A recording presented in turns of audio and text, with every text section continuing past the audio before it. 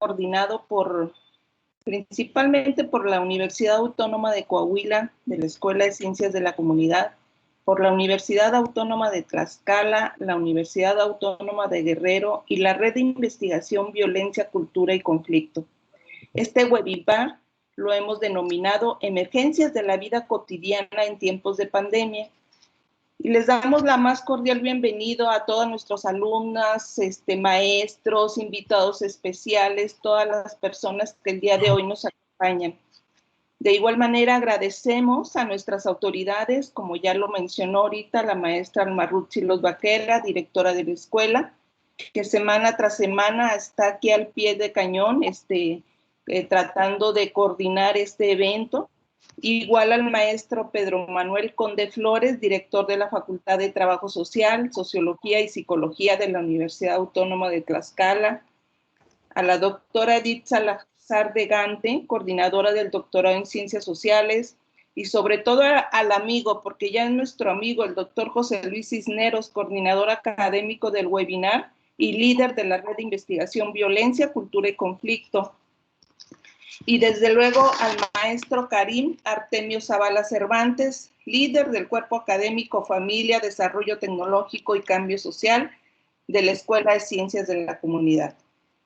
De igual manera, y damos la bienvenida y sobre todo nuestro agradecimiento al doctor Jaime Olivera Hernández, quien el día de hoy nos comparte la conferencia denominada El futuro en disputa, vida cotidiana, incertidumbre y reinserción social en tiempos de pandemia.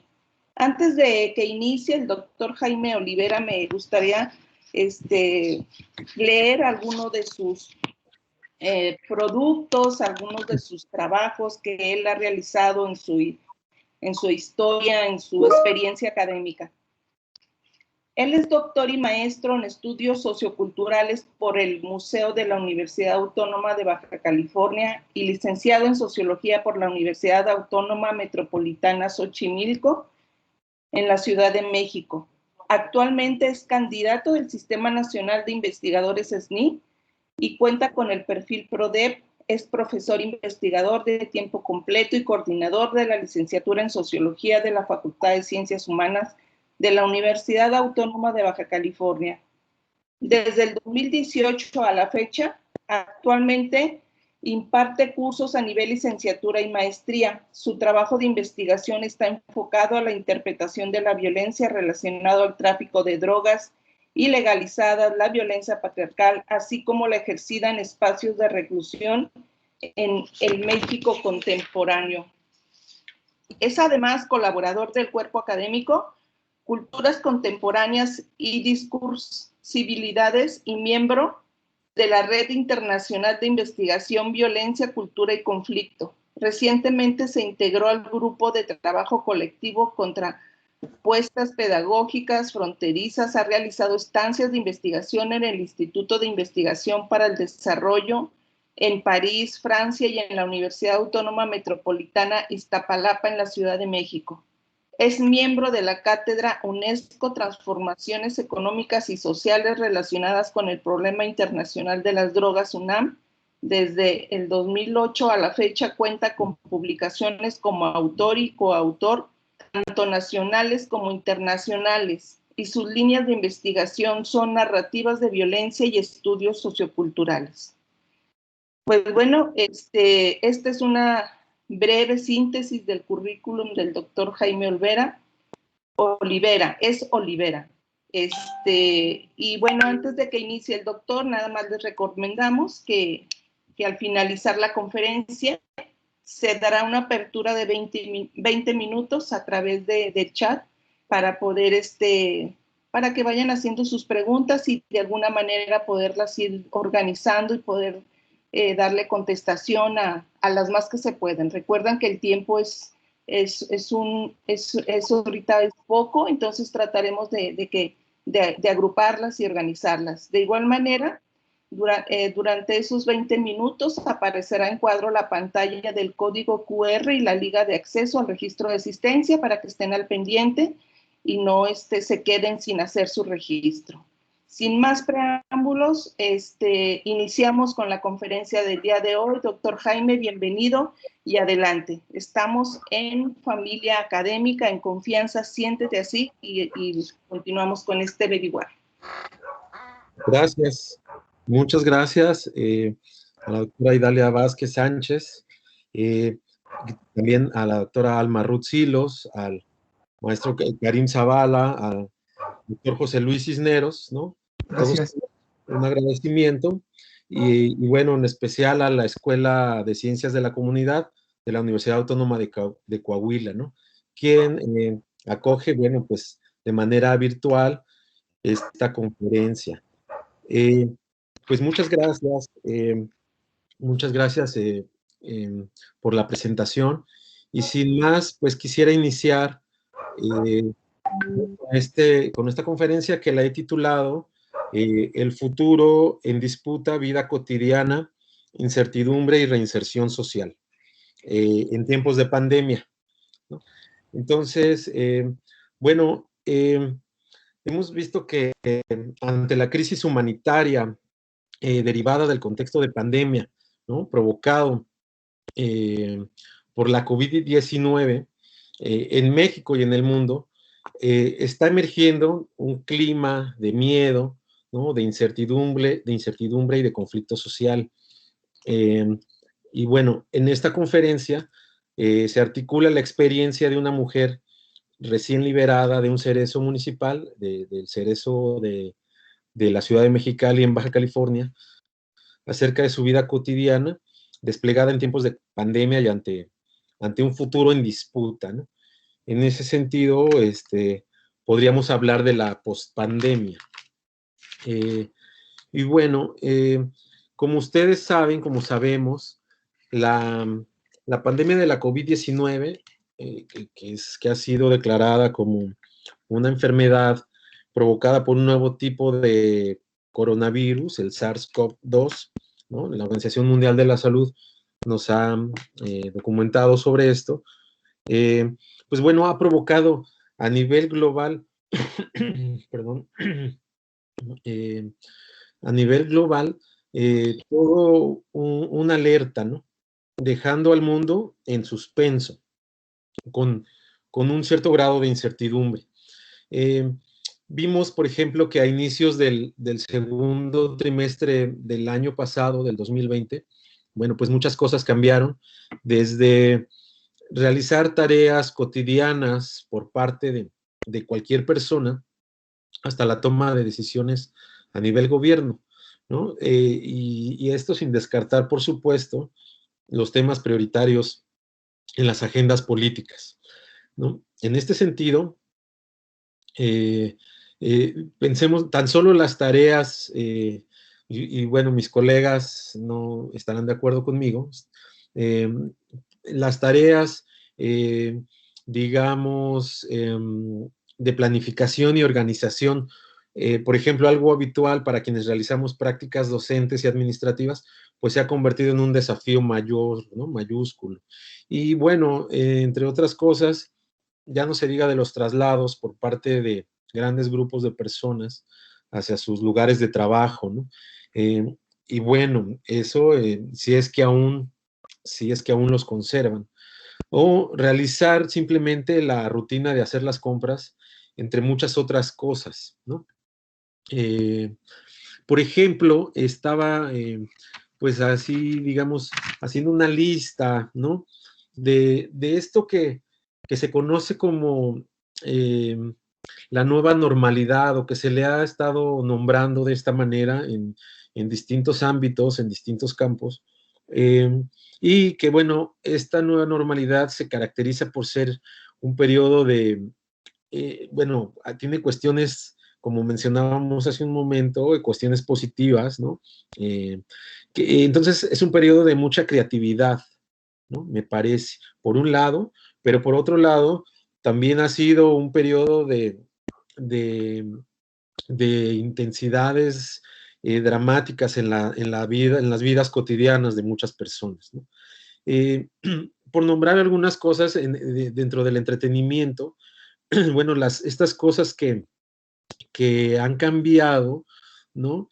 Tiene que ver con una búsqueda de aprender cosas nuevas por parte de las personas, ¿no? Todas estas personas que hemos estado en, digamos, en el encierro, ¿no? En el encierro social, pues nos hemos visto en la necesidad, los que, digamos, gocen de algún tiempo por ahí libre, pues se han dado a la tarea de buscar aprender cosas nuevas, ¿no? Por ejemplo, estuve revisando cosas y han registrado incrementos en el consumo, por ejemplo, del 22% en el consumo de videos, lo que se le conoce como videos on demand, ¿no? O lo que es la televisión a la carta, difundida desde contenidos multimedia, por ejemplo, ¿no? También todo esto ha permitido a los usuarios acceder a contenidos, digamos, muy concretos al instante que lo solicitan, ¿no? Desde su dispositivo, por ejemplo. Han ocurrido cosas como estas, ¿no? También, por ejemplo, se reportan crecimientos en el uso de las plataformas digitales como son Netflix o Amazon Prime Video, entre otras, ¿no? Por otro lado, en el tema de, digamos, de los cursos y de las clases virtuales, bueno, pues ahorita precisamente seguro hay muchos estudiantes que están conectados a esta conferencia, a este webinar, ¿no? Y este es un claro ejemplo de estas modificaciones, de esta nueva característica que representa estas nuevas realidades, ¿no? Entonces, bueno, cursos, clases virtuales se han ofrecido desde cursos de formación docente, por ejemplo, en las universidades y en otros lugares, en otros espacios, así como cursos online abiertos a todo público. Pero también, digamos, a través de las plataformas para estas plataformas, como justamente es el caso de Teams o de Zoom o de Google Meet, que nos han permitido mantener una comunicación con nuestra familia y amigos, ¿no? A la distancia.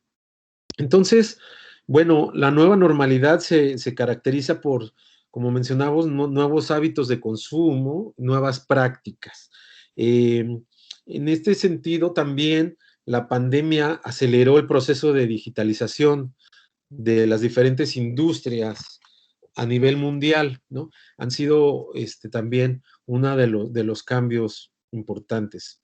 Eh, Sin embargo, otros aspectos que nos ha llevado esta pandemia, Doctor Jaime, permítame, ¿usted nos va diciendo para ir cambiando las diapositivas? O sea, ¿vamos bien claro, así?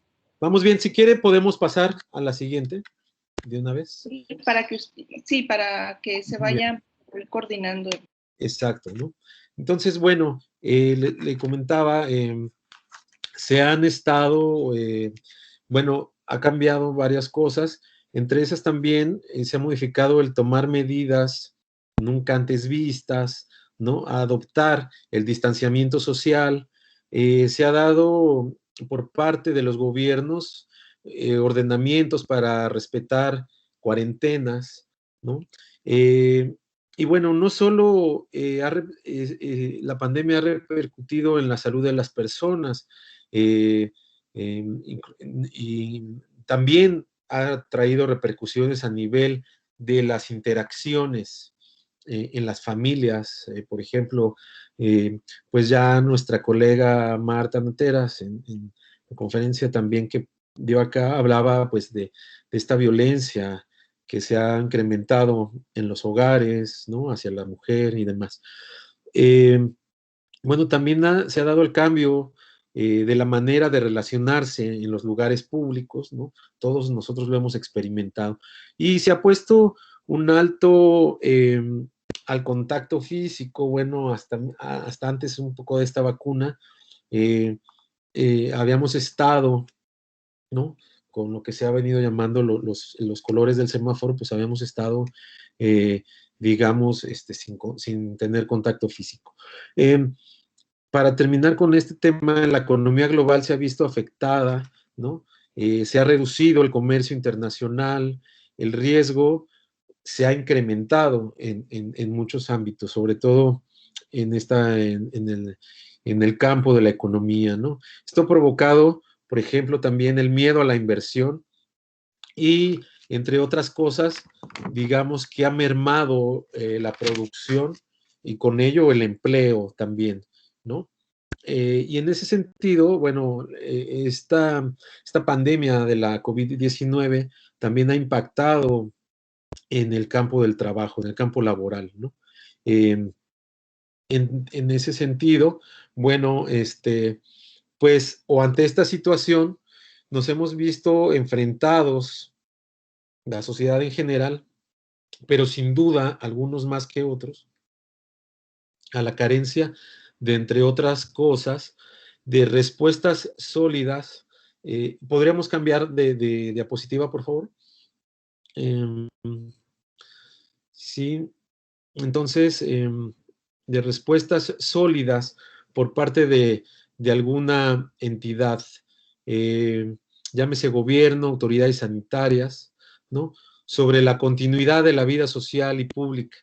En este sentido, muchas situaciones que requerían de atención inmediata en un futuro cercano o a largo plazo, se suspendieron hasta nuevo aviso o hasta que la situación mejore o hasta que podamos reanudar las rutinas habituales o hasta que cambie el semáforo a verde.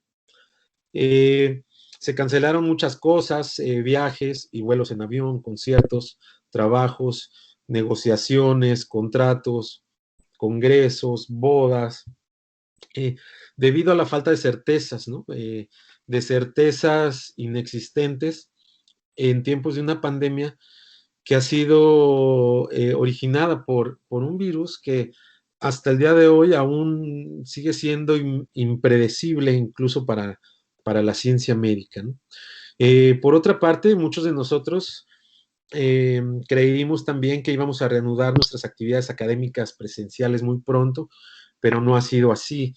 De esta manera, bueno, pues el tiempo ha avanzado sin poder contar con algunas expectativas confiables, eh, aún con la aparición de una vacuna, que logren mantener o que logren contener la calma de muchas de nuestras angustias e incertidumbres como sociedades, ¿no? Por el contrario, bueno, también todo esto nos ha invitado a estar o permanecer en un estado de alerta, ¿no? Sobre todo, bueno, ahora con los rebrotes del virus, tanto, bueno, pues en nuestro país, pero también en otras partes del mundo, como tan solo podemos pensar en el caso extremo de la India, ¿no? Que actualmente están viviendo una crisis muy, muy fuerte. Entonces, se trata de un acontecimiento global que ha modificado las rutinas y la vida cotidiana de cada ser humano, digamos, con múltiples impactos para el futuro. Miles de millones de personas, por ejemplo, quedaron confinadas, ¿no? No obstante, muchas otras no pudieron darse este lujo al permanecer, pues digamos, trabajando, ¿no? En distintos sectores, como el caso como es el caso el de la salud, el de la producción, por ejemplo, en la industria maquiladora, acá en la frontera, ¿no? En estos estados fronterizos o lo que algunos les llaman como las zonas francas de producción, ¿no? Eh, pero también en otros sectores como es el del que no se han permitido parar, he sido el de la distribución de alimentos, el del transporte, el de la limpieza de las ciudades y varias otras tareas que aunque perdón, son definidas como actividades esenciales en nuestras sociedades, eh, no son lo suficientemente reconocidas y valoradas, ¿no? Eh, Lamentablemente, conforme ha ido avanzado el tiempo, bueno, pues la situación se ha vuelto más difícil para muchos, sobre todo para aquellos que pertenecen a un grupo estigmatizado, eh, como nos podría, eh, o como lo sugiere Goffman, ¿no? Me refiero un poco a las poblaciones de personas privadas de su libertad y de reciente liberación, sobre todo ellos, ¿no? Entonces, en el transcurso de la presentación me voy a concentrar en estos grupos poblacionales, ¿no? ¿Podemos cambiar de diapositiva, por favor?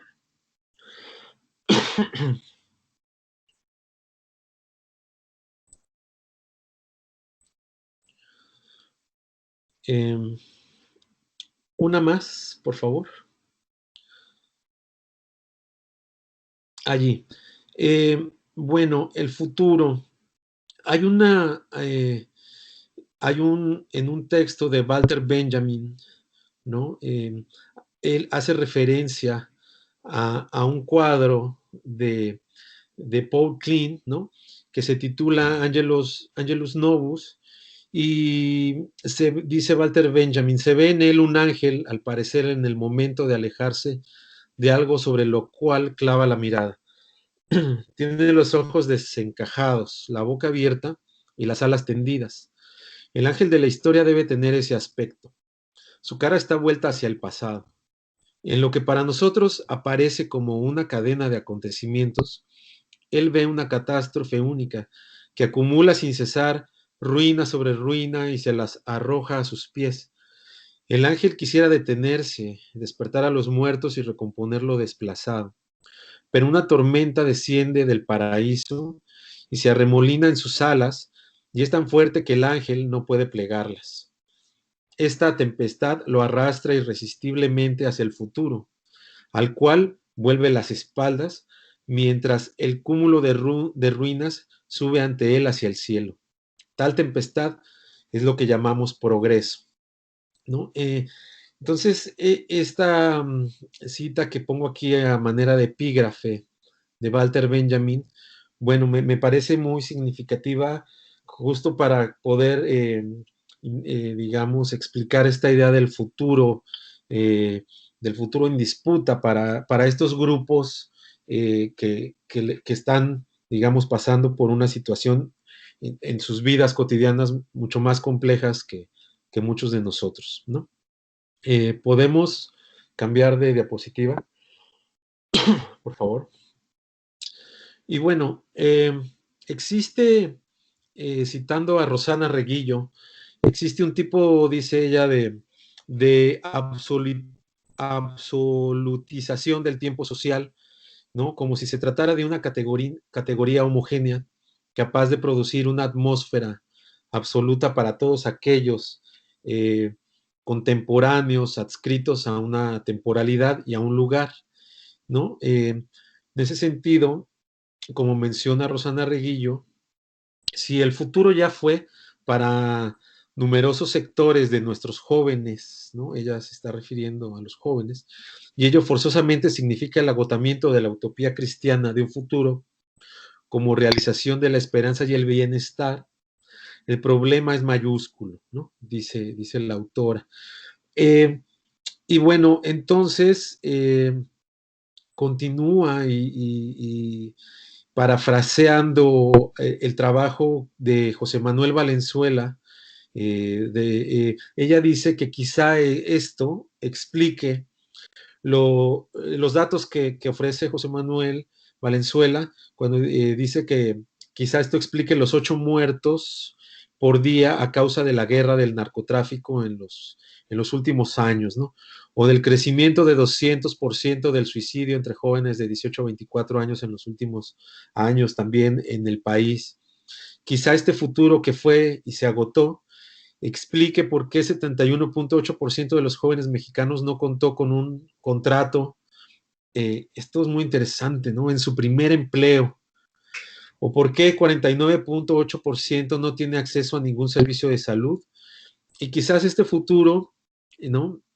Quizá este futuro escapa, que se escapa, perdón, permita entender las razones por las que solamente 3.2% de los jóvenes confían en el Congreso de la Unión, por ejemplo, ¿no? Entonces, bueno,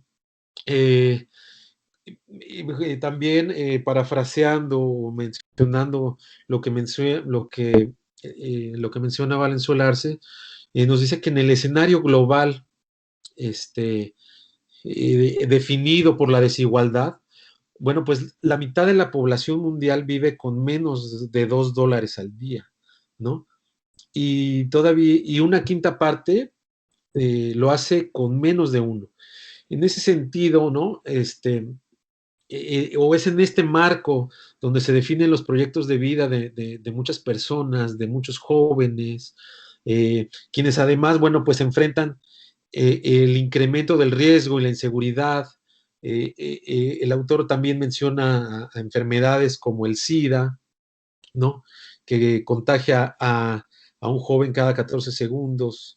Bueno, el incremento del suicidio juvenil, la pérdida de confianza en las instituciones, la pobreza y la crisis como referencia de vida, la ausencia de opciones ocupacionales, la deserción escolar y la atenuación de la educación como recurso de movilidad social, por ejemplo, ¿no? Y bueno, por si esto no fuera poco, en América Latina se encuentra una parte importante de los jóvenes en condiciones de extrema pobreza, ¿no? Y bueno, también la mitad de los niños que viven en las calles, que son estimaciones muy altas, ¿no? De estos chicos, que bueno, pues también experimentan todas estas condiciones. Entonces, todos ellos eh, han tenido como marco único de referencia una crisis económica prolongada que, que digamos que no ve el final del túnel y observan con desconfianza, bueno, pues las promesas de un futuro. Por ello, eh, digamos, viven un presentismo intenso, ¿no? Pues ese futuro se transforma en un referente opaco, ¿no? Que, que digamos, va a solapar la ausencia de opciones frente a sus problemas fundamentales. Entonces, bueno, pues para muchos sus proyectos de vida quedaron olvidados o, o, también podríamos decir que les fue expropiada la esperanza, ¿no? Eh, en ese sentido, bueno, pues las marcas ya están inscritas en sus vidas, dice Valenzuela, en sus cuerpos, en sus carencias, en sus ritmos de envejecimiento, en sus expectativas, en sus escenarios disponibles. Entonces, para todos estos grupos de personas, el futuro, digamos, sería para ellos como esta metáfora del Angelus Novus, ¿no? O el ángel de la historia de Benjamin, donde el futuro ya fue, ¿no? Pero bueno, entonces, ¿quiénes son los actores sociales más afectados y qué desafíos se enfrentan ante un contexto de pandemia? Bueno, pues mencionamos que tan pronto como la pandemia del coronavirus apareció en América Latina, eh, pues se propagó toda una serie también de emociones y sentimientos variados entre la población, ¿no? Quizá algunos de los desafíos más fuertes sean el que tiene que ver con el agobio frente a la saturación de acontecimientos, ¿no? El tema de la ansiedad frente al encierro, así como la frustración ante la pandemia y la perplejidad ante lo que viene, ¿no? Ante lo desconocido. Y que eso pues nos lleva al tema de la incertidumbre, sin duda, ¿no? Entonces, bueno, a pesar de la situación tan dramática que causada por estas posiciones inhumanas frente a la pandemia, eh, las medidas de aislamiento físico y las duras políticas de, digamos así, de restricción a la movilidad, eh, aunque necesarias para intentar contener, perdón, la expansión del contagio, pues traen consigo también consecuencias que se necesita de una mayor discusión, ¿no? De una mayor reflexión.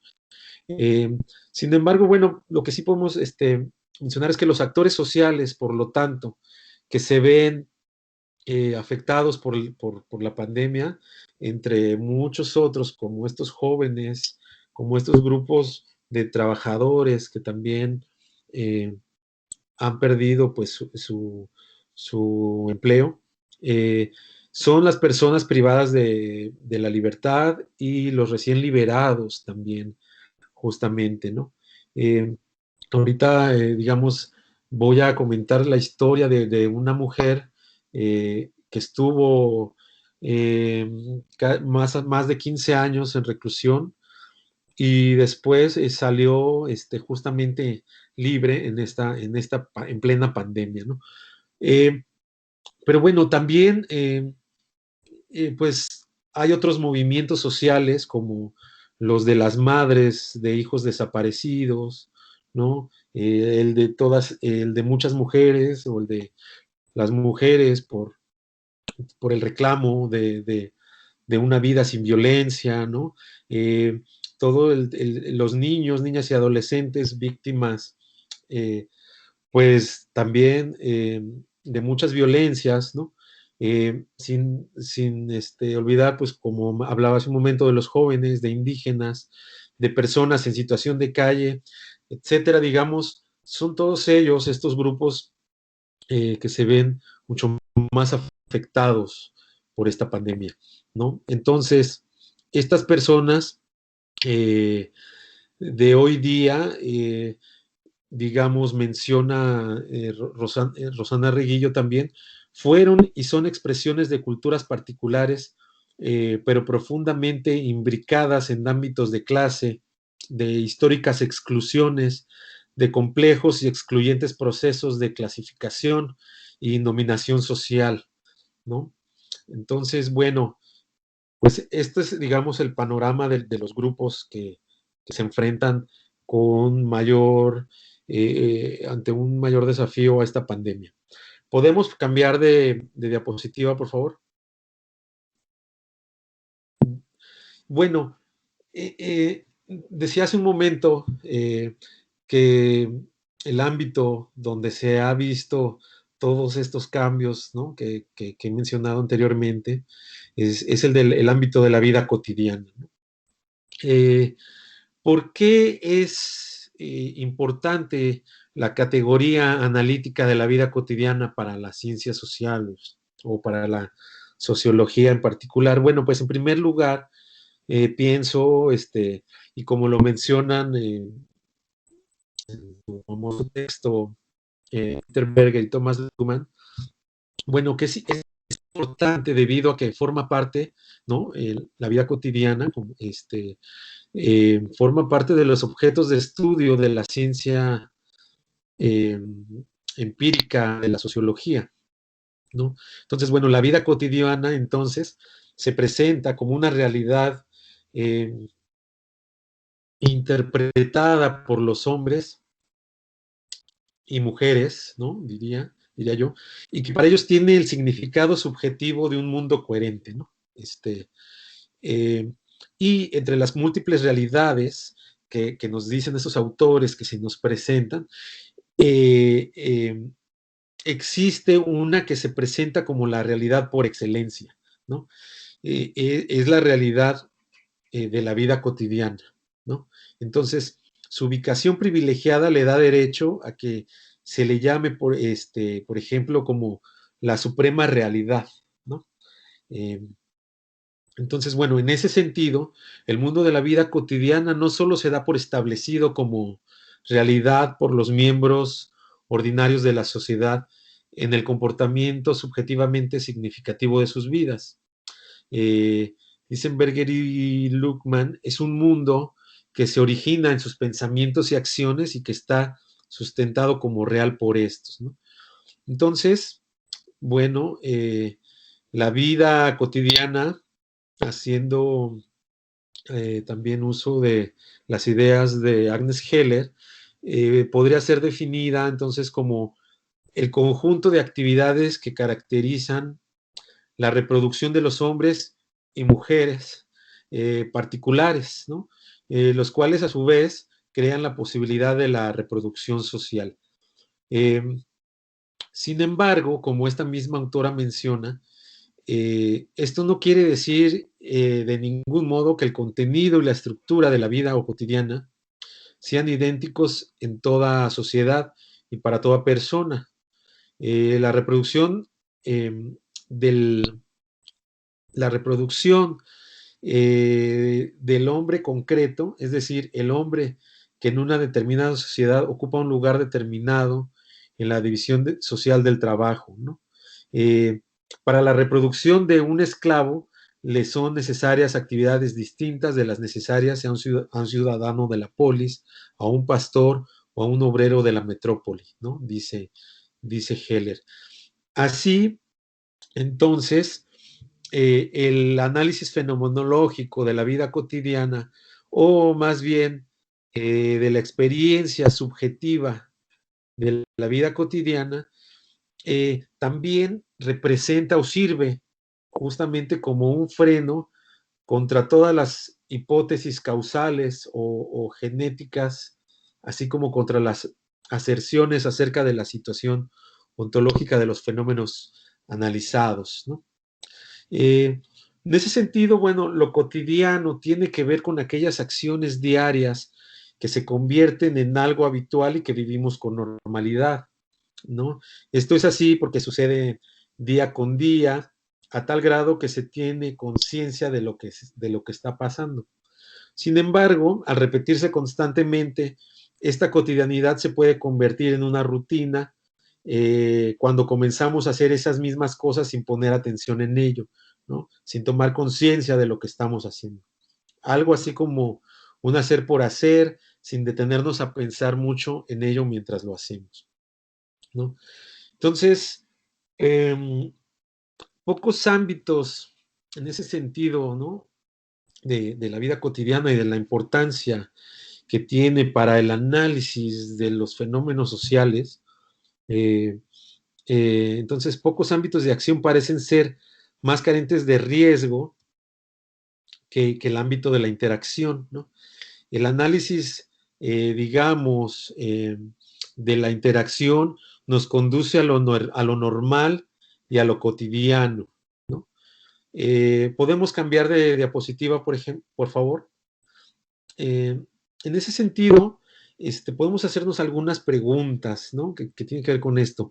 ¿Qué puede haber de interesante en un inofensivo saludo, ¿no? O ¿por qué debería yo de interesarme por un tema tan banal como una fiesta?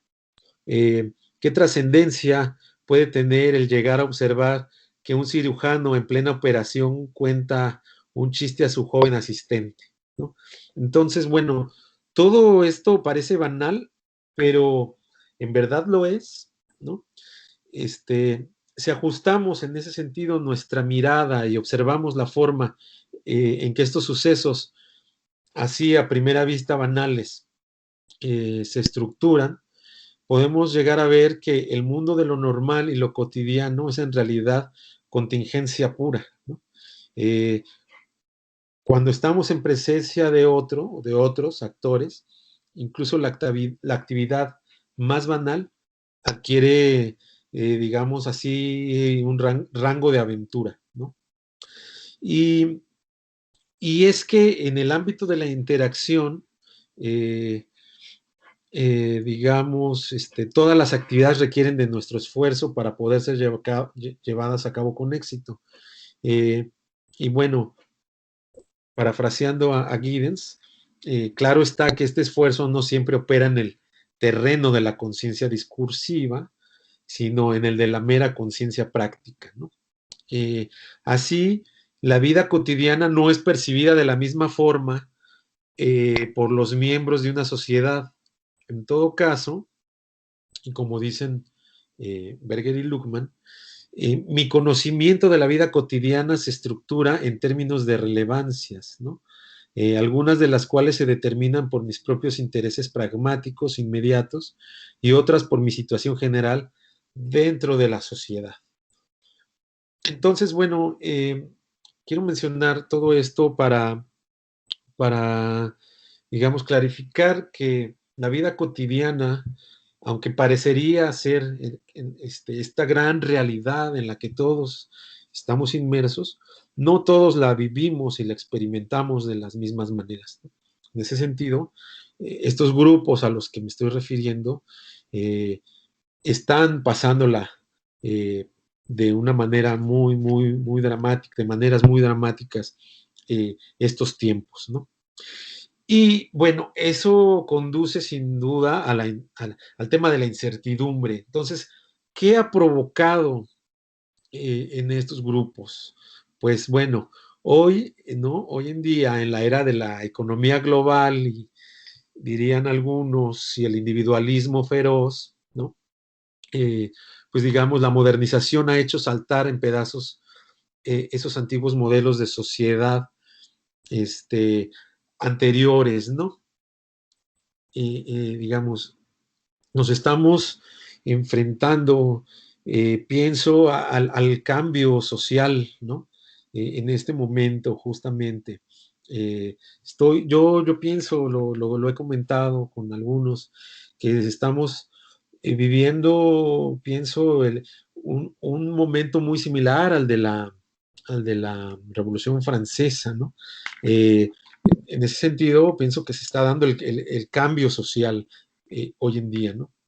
Eh, entonces, bueno, aunque durante mucho tiempo la sociología ha estado vinculada a su objeto de investigación, la modernidad, en la actualidad, bueno, también, eh, pues nos hemos visto, o las ciencias, en las ciencias sociales hemos visto que se ha perdido el reinado de la razón, ¿no? Y del sujeto, lo mencionan los posmodernos, por ejemplo.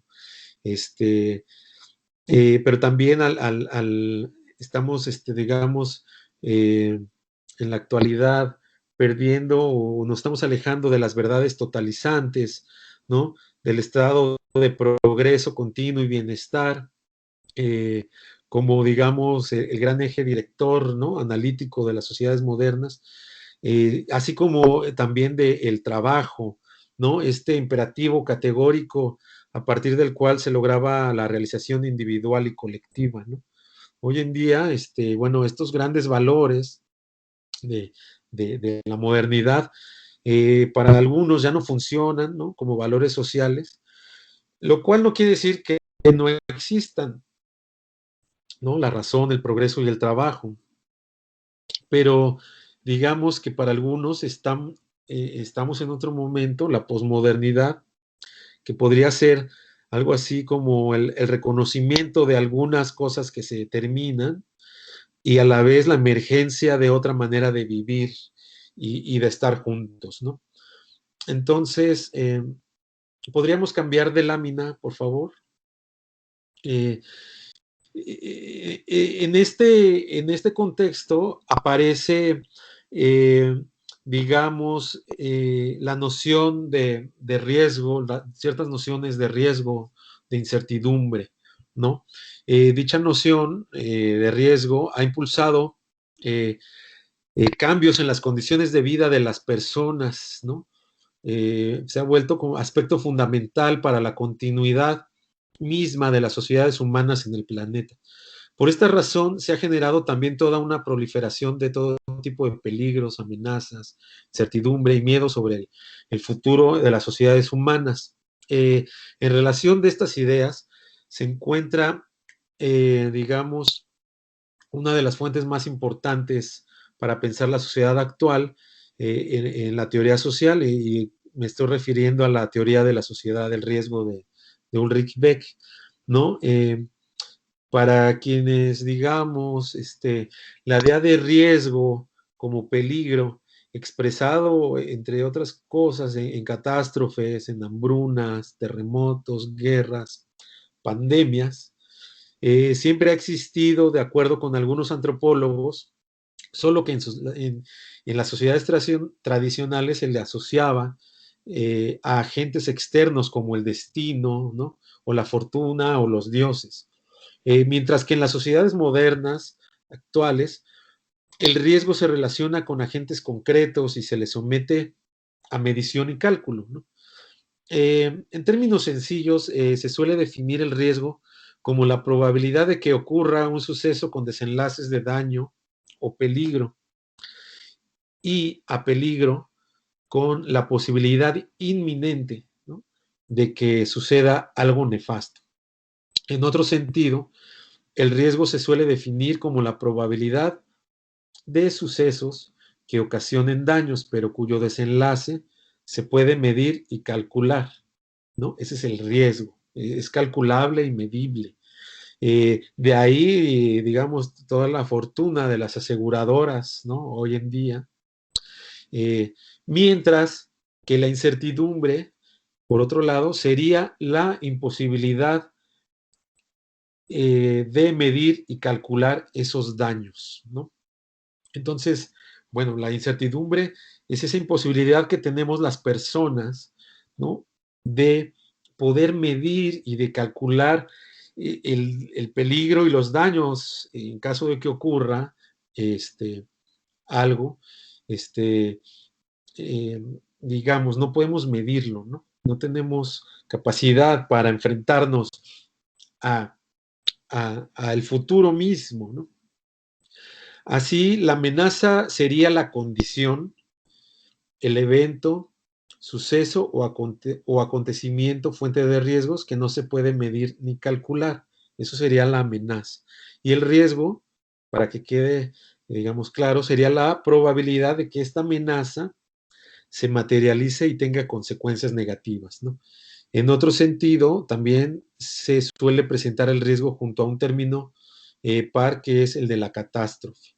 Entonces, bueno, el riesgo sería la probabilidad de que la amenaza se convierta en catástrofe. Para que se dé la catástrofe, la amenaza se suele presentar concatenada a vulnerabilidad, ¿no? Que es un elemento importante para que ocurra esto. La vulnerabilidad considerada como la débil resistencia ante un evento, ¿no? Entonces, la catástrofe sería la materialización de la amenaza que puede tomar la dimensión de desastre con consecuencias negativas terribles y que pone en evidencia la vulnerabilidad. Entonces, regreso, ¿no?, a estos grupos vulnerables que justamente se encuentran ante un mayor riesgo de sufrir consecuencias tremendas por vivir esta vida cotidiana en un contexto como el actual. Bueno, en relación a la diferencia de riesgo con términos como peligro, amenaza o incertidumbre, Anthony Giddens advierte que riesgo no es igual a amenaza o peligro. El riesgo se refiere a peligros que se analizan activamente en relación a posibilidades futuras. Solo alcanza un uso extendido en una sociedad orientada hacia el futuro, ¿no? Que ve el futuro precisamente como un territorio a conquistar o colonizar. La idea de riesgo supone una sociedad que trata activamente de romper con su pasado, la característica fundamental, en efecto, de la civilización moderna, ¿no? De esto que decíamos. ¿Podríamos cambiar de diapositiva, por favor? Entonces, digamos, ¿cuáles son las incertidumbres? Podríamos hacer esta pregunta, ¿no? ¿Cuáles son las incertidumbres que enfrenta la sociedad civil ante los efectos de la pandemia y cómo superarlas de ser posible, ¿no? Entonces, bueno, podríamos cambiar de diapositiva. Los temas y fenómenos a los que estas personas y estos grupos sociales se enfrentan ante los efectos de la pandemia son, digamos, entre algunos otros, pues la discriminación, la desigualdad, la vulnerabilidad, la pobreza, la exclusión social, la violencia, la inseguridad, el riesgo, la incertidumbre, la destrucción del medio ambiente, ¿no? También, y bueno, eso también afectando a muchos de los grupos que hemos mencionado. El derecho a la salud, sobre todo, y las injusticias de todo tipo, entre otros, ¿no? Como Sería el caso también de los encierros carcelarios o las libertades en un mundo hostil, ¿no? Las libertades después de experimentar un encierro, digamos así, punitivo, ¿no?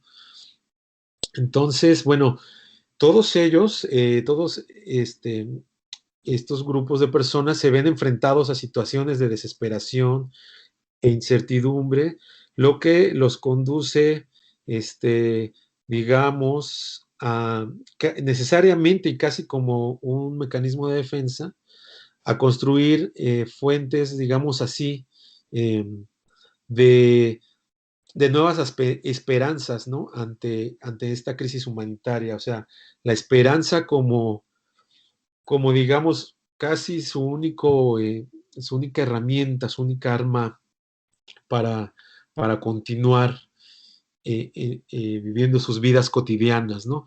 De este modo, bueno, eh, eh, mm, de este modo la reflexión en y de los movimientos sociales, ¿no?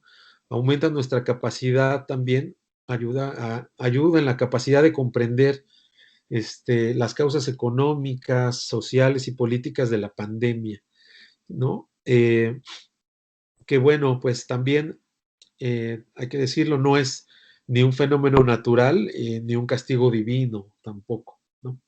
Eh, Podríamos cambiar de diapositiva. Entonces, bueno, eh, ¿por qué, digamos, aquí es donde me quiero concentrar en el trabajo, eh, digamos, que realicé con una informante y con algunos, ¿no? Informantes colaboradores sobre este tema. Me estoy refiriendo a personas que estuvieron o que de hecho algunos siguen pagando o bueno, cumpliendo, mejor dicho, una, una, una, eh, una condena desde modalidades alternativas, ¿no? Como son llevarlas, digamos, su sentencia en libertad con esta modalidad alternativa que es trabajo a favor de la libertad, entre otros, ¿no? Bueno, entonces, quiero mencionarles de una de ellas, que le he puesto sus iniciales, BE. Les quiero comentar, bueno, pues ella es una mujer de 41 años, nacida en Mexicali, Baja California, y recluida en prisión acusada de homicidio agravado por relación de parentesco debido al asesinato de sus dos hijas, ¿no? Eh, Esto en el 2005. Actualmente, bueno, ella está soltera, pero ha experimentado la crisis de un divorcio. Su máximo grado escolar antes de ser detenida fue tercero de secundaria, sin embargo, en reclusión la concluyó. En reclusión obtuvo también el certificado de preparatoria luego de cursarla durante 5 años. Y me comentaba que las materias que más le gustaron fueron inglés, textos filosóficos y textos científicos, ¿no? Eh, Obviamente, bueno, pues cursó la preparatoria abierta, ¿no? Estos textos que, que, que, que edita la SEP. Bueno, fue la tercera y más cariñosa de de 7 hermanos, perdón, quienes la abandonaron en su reclusión. Desde niña fue muy trabajadora e inteligente, pero un poco mentirosa, según su mamá. Dentro de prisión, cambió de la religión católica al cristianismo y estuvo condenada, entre otras cosas, a 50 años de cárcel, de los cuales cumplió 16, y bueno, y condenada también a la muy probable imposibilidad de volver a ser madre. ¿Por qué es necesario describir y en consecuencia interpretar la reflexividad propia de los actores en la reconstrucción de sus trayectorias de vida? ¿Qué es la trayectoria de vida? Bueno, como ya lo he mencionado en otra parte, al referirme de trayectorias de vida, he querido destacar, digamos, la reconstrucción narrada del recorrido a través del tiempo de la historia personal de cada uno de los propios actores, ¿no? En ese sentido, considero que es necesario que sean estos los que narren el fluir de sus trayectorias de vida, ¿no? De su vida cotidiana, como una forma de representación de la propia vida, ¿no? Esta necesidad, desde luego, tiene que ver con el propósito de mostrar un panorama contextualizado de la vida sociocultural tal y como es vivida y experimentada por los propios actores, ¿no? Para dar cuenta de su cultura particular y de sus maneras de posicionarse ante el mundo. En este sentido, bueno, pues me centré, digamos, en este trabajo, en el reconocimiento de la importancia que tiene para las ciencias sociales, lo que se ha dado en llamar el punto de vista del actor, ¿no? Uno de los rasgos que permiten diferenciarlo de otros enfoques más positivos. Se centra, por lo tanto, en el escenario simbólico, es decir, en la subjetividad de los propios actores de la acción. Así, el acercamiento a la realidad fue realizado desde metodologías cualitativas, ¿no? Tanto para llevar a cabo el trabajo de campo como para el análisis de los datos. Bueno, pues no quiero eh, aún, aún, digamos, concentrarme en la investigación cualitativa ni lo que hice. Más bien, bueno, pues les comento muy rápido, digamos, utilicé una entrevista a profundidad, ¿no? Una entrevista narrativa, por considerarla, ¿no? Digamos, adecuada, y utilicé una guía de entrevista justo como una guía general de temas, y bueno, pues realicé un análisis de los datos, un análisis de textos de tipo holístico de contenido que se caracteriza por considerar a las personas como un todo y se focaliza en el contenido, ¿no? Y cuando usa secciones del texto, las analiza en función del conjunto, es decir, se centra en la relación de las partes con el todo. Bueno, podríamos pasar con la siguiente diapositiva. Entonces, bueno, aquí presento ya un poco las narrativas de esta mujer que, digamos, aquí divido en 4 momentos estas citas de ella eh, que, que reflejan un poco, digamos, su transitar, ¿no? De llegar a reclusión y luego salir de esta y salir a una sociedad en un contexto de pandemia, ¿no? De una reclusión, digamos, carcelaria a una reclusión social, bueno, fue algo o sigue siendo algo muy difícil para ella. Entonces, bueno, la llegada al Cerezo, y ella me comenta, entre muchas cosas, destaco esto, dice, a lo mejor a mí no me fue muy bien, fue feo el hecho de saber que uno llega a prisión, ¿no? Te pones a pensar y ver si es como lo ves en la tele. A mí me fue mal por el tipo de delito con el que llegué. No fue muy grato para mí, ¿no? En otro momento me dice, los primeros recuerdos que tengo son del primer día que llegué y de cómo me trataron. Lo que recuerdo más que nada fue el trato que me dieron, ¿no? Violencia física y mental. Son muchas cosas, dice, las que pasan por la cabeza de uno cuando está en esa situación, ¿no?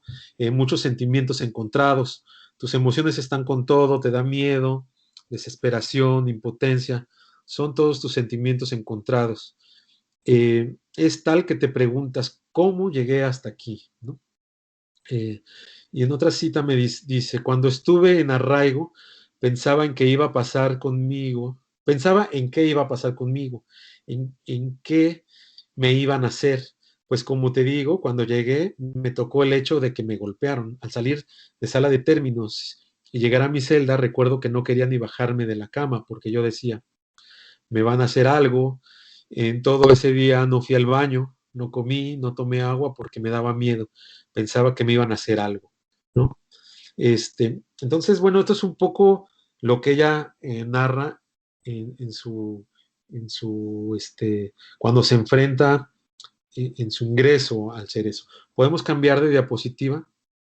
Acá, en este otro momento, estas citas que rescato de ella tienen que ver con la estancia en el cerezo.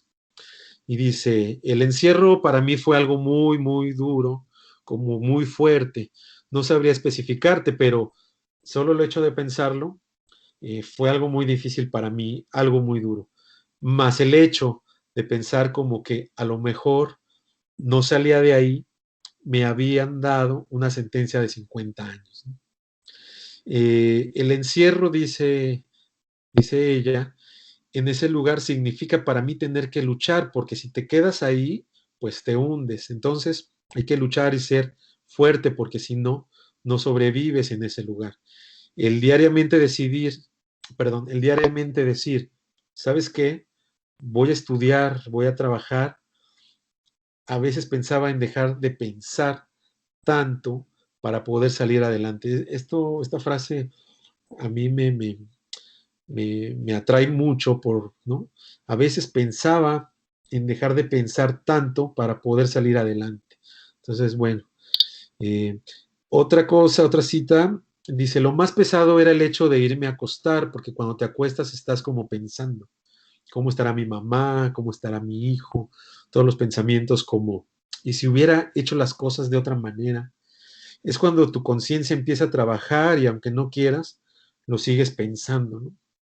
Eh, entonces, bueno, aquí pienso un poco, aparece la conciencia discursiva que habla Giddens, ¿no? Cuando uno ya está en este proceso de reflexividad de las propias acciones, ¿no?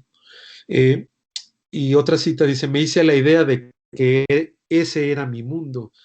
Si extrañaba a mi familia, creo que podemos pasar a la siguiente diapositiva, por favor.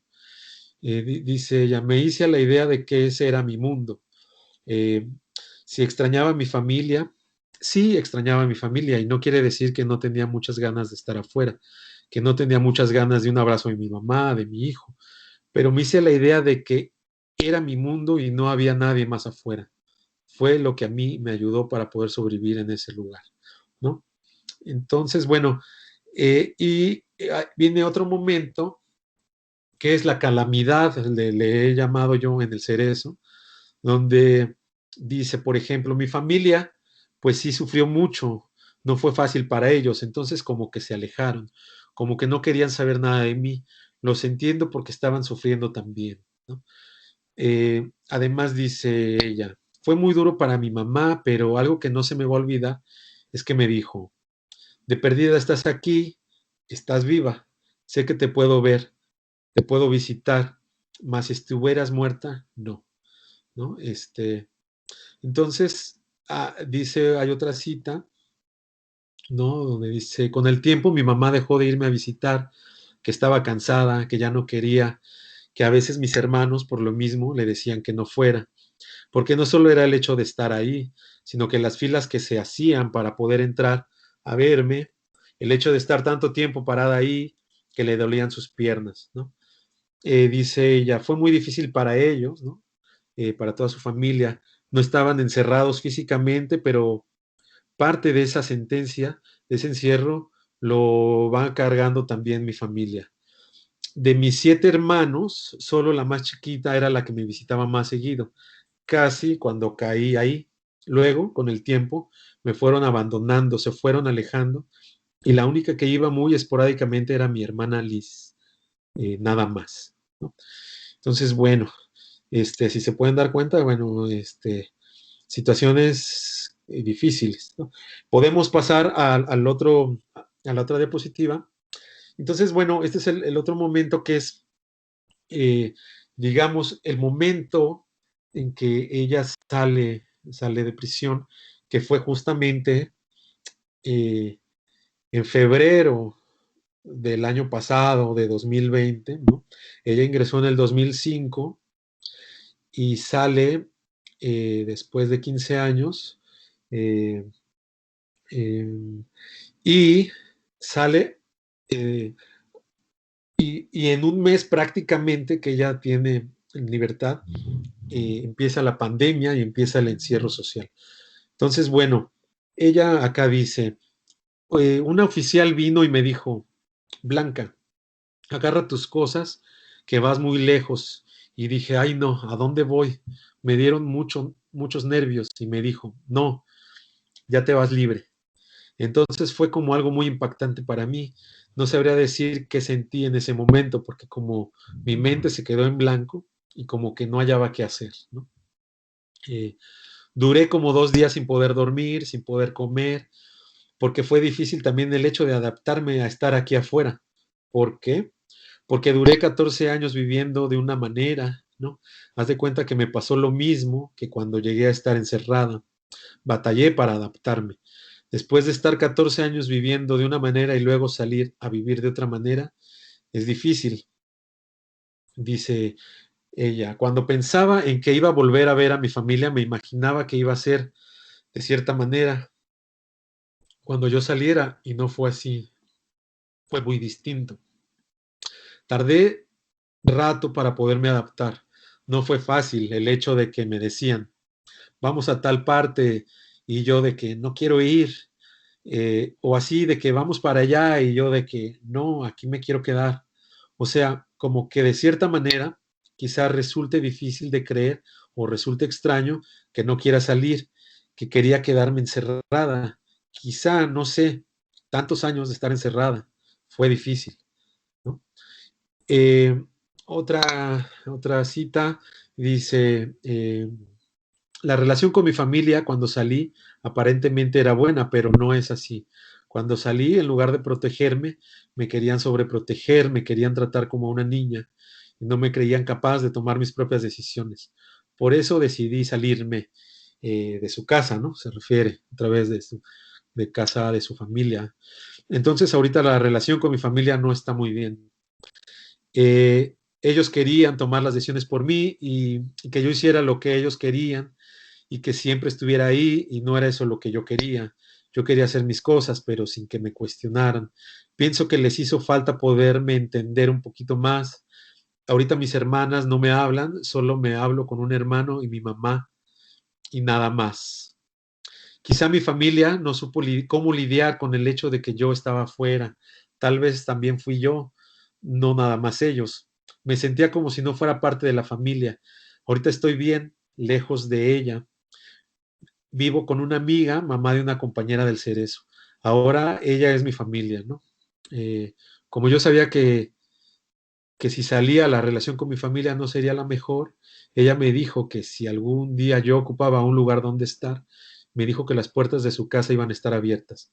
Al final tomé la decisión de sí hacerlo y pues estoy bien, estoy a gusto, ¿no? Entonces, bueno, eh, aquí esta mujer se ha enfrentado, como mencionaba hace un momento, a, en su libertad a un contexto este que todos sabemos, a un contexto de pandemia que, que presenta estas características que también ya he mencionado, donde aparece, digamos, el tema de la vulnerabilidad, ¿no? De la desigualdad social, de la exclusión, de la estigmatización, para personas como ella, ¿no?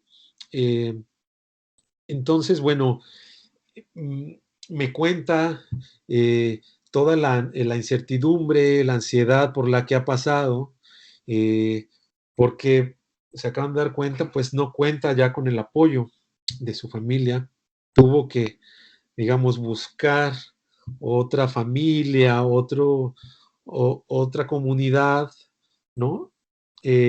Para poder estar. Eh, También, bueno, pues ustedes saben, al salir de prisión, pues tienes ahí eh, ciertas eh, cuestiones legales, ¿no? No sale, y no puedes tramitar, a ella no pudo tramitar su INE, no podía ir a buscar trabajo porque le pedían el INE, además no había trabajo porque es, eh, estaba el contexto de la pandemia, ¿no? El mes de marzo, abril. eh, Entonces, bueno, la ha pasado muy mal, y ella es un ejemplo, ¿no? Claro, de todo un colectivo de personas que están en la misma situación que ella. No se diga, bueno, las personas al interior de los reclusorios actualmente, pues bueno, eh, también, si de por sí, en las condiciones normales, por decirlo así, de su existencia, son temas muy complicados de la, de los servicios que ofrecen las instituciones penales, pues en el contexto de pandemia se incrementan todas estas desigualdades, todas estas violencias, todas estas experiencias, digamos, muy, muy, muy complejas, muy difíciles para ellos. Y eso entonces hace pensar en el tema de la reinserción social, ¿no? Hay quienes consideran, por ejemplo, que al hablar de la reinserción, ¿no?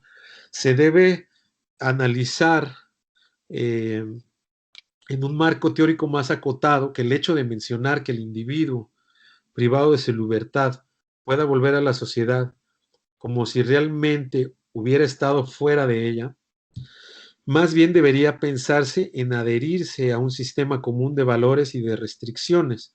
Por ejemplo, restricción a robar, a matar, a estafar, etcétera, pero sobre todo obtener un ingreso económico por la vía legítima y sin el ejercicio de acciones ilegales o violentas por encima del resto de los ciudadanos, ¿no? Eh, entonces, bueno, la cárcel, ¿no? Como lugar de segregación para la persona non grata, ¿no? Para la sociedad, el espacio carcelario como un espacio simbólico, subcultural y o contracultural donde la interacción positiva o negativa, es una vía constitutiva para las identidades que emergen como una respuesta al estado de encierro, al shock de punición y privación de libertades y clausura de los derechos humanos, ¿no? La prisión, entonces, entendida como espacio que vulnera a la persona y da muerte social y clausura del sujeto, ¿no? Entonces, estas personas están, digamos, saliendo de un lugar como este que acabo de describir. Eh, entonces, una mujer en esta situación, por lo tanto, adquiere un estigma difícil de sustraer, ¿no? eh, aquí estoy citando a Payá, pues como ocurre en distintos ámbitos de la sociedad, el estigma social que el delito conlleva es mucho mayor para la mujer que para el hombre, por lo que en consecuencia el apoyo a una mujer que se encuentra en la cárcel es mucho menor. Y lo acabamos de ver con sus narrativas sobre su familia, ¿no? Aún después de haber alcanzado su libertad, aquí aparece lo que Goffman denomina identidad desacreditada, ¿no? Pues el término estigma se refiere a un atributo extremadamente desacreditador.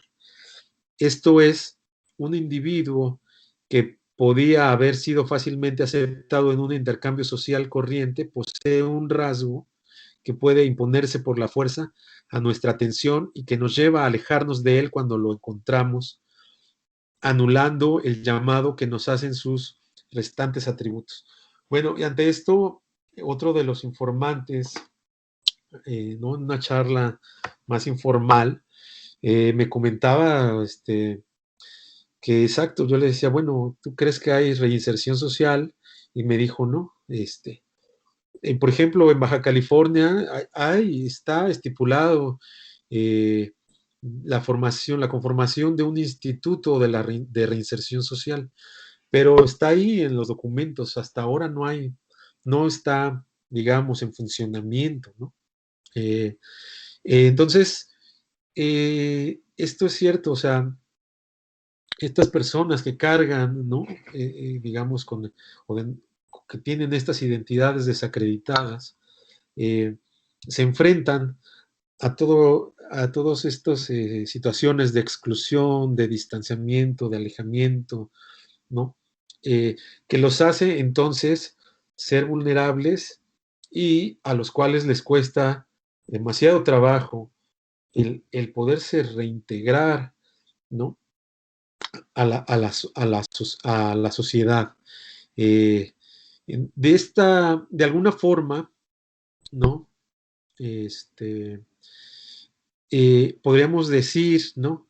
Eh, que se puede observar cómo al interior de las cárceles, y aquí hago otra cita de Matelart, la misoginia atroz que se patentiza en las torturas que le son reservadas, ¿no? A mujeres como Blanca, expresa la voluntad que tienen los verdugos de matar en ella el signo más puro de la rebelión en contra de la autoridad machista, cuya forma máxima se plasma en el estado totalitario de las dictaduras militares, ¿no?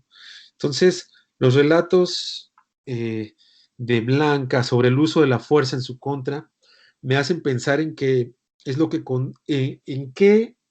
conduce a custodios, hombres y mujeres, de un penal a realizar actos de abuso de autoridad, ¿no? Me pregunto por qué en un lugar como la prisión el tema del castigo no basta con el encierro. En ese sentido, podemos cambiar a, a otra diapositiva, por ejemplo, por favor. En ese sentido, García nos ayuda a comprenderlo cuando nos recuerda que el Estado-Nación tiene el monopolio de la violencia, ¿no? Y ahí parafrasea a Max Weber. El aparato gubernamental es el fundador de la prisión, del instrumento de control social represor para los sujetos que se han desviado del marco moral normativo. Esta invención punitiva de contención es una macrológica de poder, una política de dominación de sujetos sobre otros sujetos, selectiva para los disidentes del establishment, que se instaura por medio de la violencia legítima. Podemos cambiar de diapositiva. Entonces, bueno, de aquí la pregunta de si la reinserción es posible, ¿no? Entonces, con respecto a este tema y según la Constitución política de nuestro país, la reinserción social se entiende como un derecho en beneficio de las personas presas. Sin embargo, para que las personas privadas de su libertad la retomen, y allí cito a Rumbo, es necesario que el sistema penitenciario ofrezca a dichos internos una experiencia de seguridad jurídica, legalidad, vida digna y ética social, pero sobre todo un tratamiento integral que garantice su verdadera reinserción a la sociedad y como resultado obtendremos individuos sanos que puedan retribuirle a la sociedad con respeto a las leyes como un principio.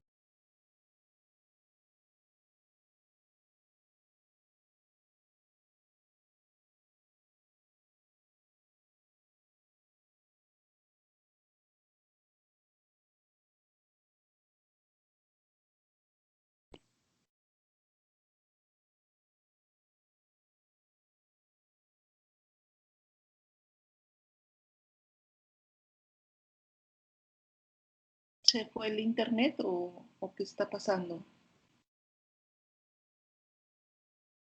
Parece ser que se le fue la señal al doctor.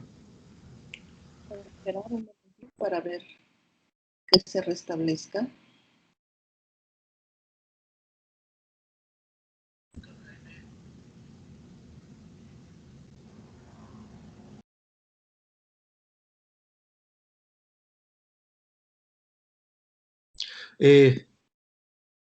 ¿Seguimos acá?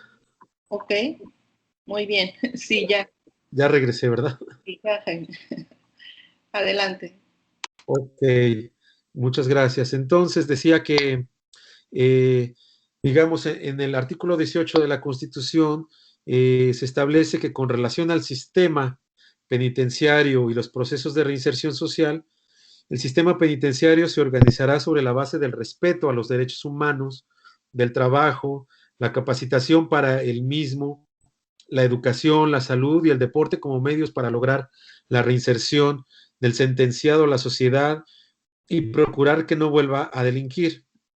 observando los beneficios de que para él prevé la ley. Las mujeres compurgarán sus penas en lugares separados de los destinados a los hombres para tal efecto, ¿no? Y bueno, en muchos casos esto no es así.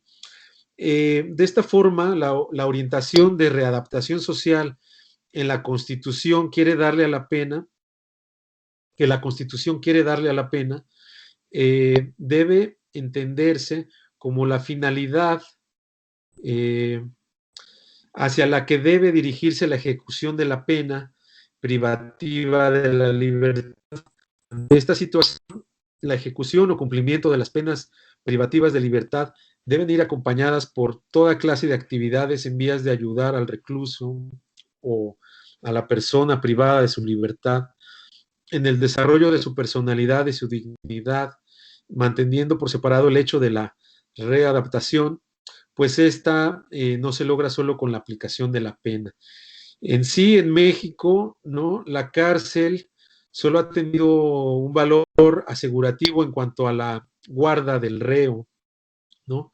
Pues no se realizan estudios, por ejemplo, de personalidad, ni mucho menos existe trabajo y educación en muchos de los penales, representando todo ello un aspecto desolador y solo, digamos, la sociedad puede ver a la prisión como su mejor defensa para combatir la criminalidad. Y por lo mismo le basta con que el criminal permanezca encerrado entre gruesos muros y barrotes de acero, ¿no? Por ejemplo, tengo datos de que en México hasta septiembre del 2012 existían 237,566 presos. Del anterior análisis respecto a las personas que están consideradas como readaptadas a su salida de un centro penitenciario y que ocuparon un puesto de trabajo a través de la Dirección de Reincorporación Social adscrito al órgano administrativo desconcentrado de previsión y readaptación social del año 2000 al 2011, y además señala que desde el año 2000 las personas consideradas readaptadas, fíjense, eran un total de 370 personas.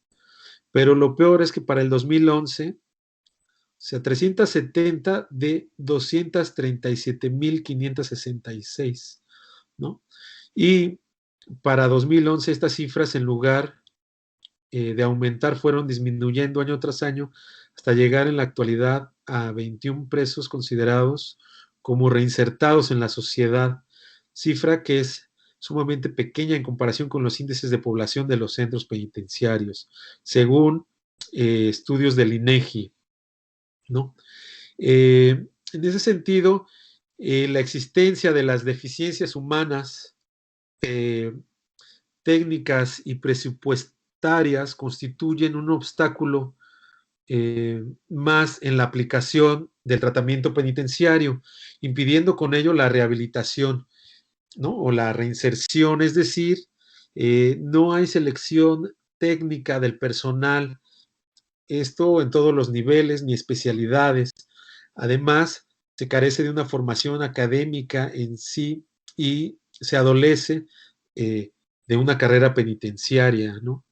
En consecuencia, bueno, el tratamiento hacia las personas privadas de su libertad, apenas si llega a su objetivo en última instancia, es a la resocialización, ¿no? Entonces, en contra de los objetivos de readaptación, se agrava aún más el problema de la delincuencia al ver al liberado regresar al reclusorio en la mayoría de los casos, ¿no? Muchas veces, recordando, ¿no? Hasta películas cómicas como de Cantinflas o de Tintán o de estos cómicos donde llegaron a la cárcel, salen libres y ellos quieren regresar, ¿no? En búsqueda justamente, pues digamos, muchas veces de techo y abrigo, ¿no? Podemos cambiar de diapositiva y entonces, bueno, ya casi para finalizar, pues se habla de que hay un costo. ¿Cuál es el costo de las personas privadas de su libertad? ¿No? Entonces, aquí podemos decir, ¿podemos cambiar la diapositiva, por favor? En la violación sistemática del derecho penitenciario se encuentra la explicación exacta sobre el fracaso estrepitoso de la doctrina de la readaptación social o de la reinserción social del interno, ¿no? Pero dicho fenómeno no es novedoso, tal y como lo afirma Michel Foucault, explicándolo de esta manera. Dice, la prisión fabrica también delincuentes al imponer a los detenidos coacciones violentas. Está destinada a aplicar las leyes y enseñar a respetarlas. Ahora bien, todo su funcionamiento se desarrolla sobre el modo de abuso de poder. La arbitrariedad que un preso o una persona privada de su libertad experimenta en una de las causas, es una de las causas que más pueden hacer indomable su carácter. Cuando se ve así expuesto a sufrimientos que la ley no ha ordenado ni aún previsto, cae en un estado de cólera contra todo lo que le rodea. No ve sino verdugos en todos los agentes de la autoridad y por lo menos no cree haber sido culpable y acusa a la propia justicia. Entonces, digamos, el sistema penitenciario en México es una institución depositada generalmente, digamos, en manos por decirlo así, de militares y judiciales, ¿no? De golpeadores, y muchas veces en ignorantes en materia penitenciaria, y que por lo mismo, pues no les interesa nada cumplir con los objetivos de las penas restrictivas de la libertad, como es la readaptación o la reinserción social, ¿no? Además, la institución penitenciaria, tal como opera actualmente, pues es muy costosa, ¿no?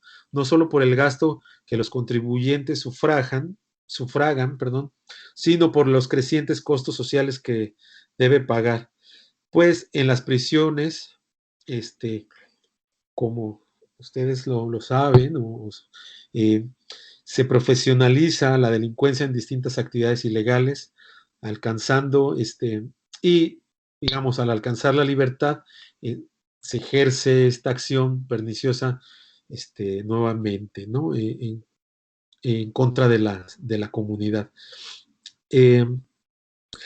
Entonces, podemos decir que la sociedad mexicana ha pagado elevadísimos costos a través de los impuestos y la cárcel, pues no ha servido para readaptar al infractor de la ley penal, ¿no? Sino todo lo contrario, ha contribuido decisivamente para su profesionalización.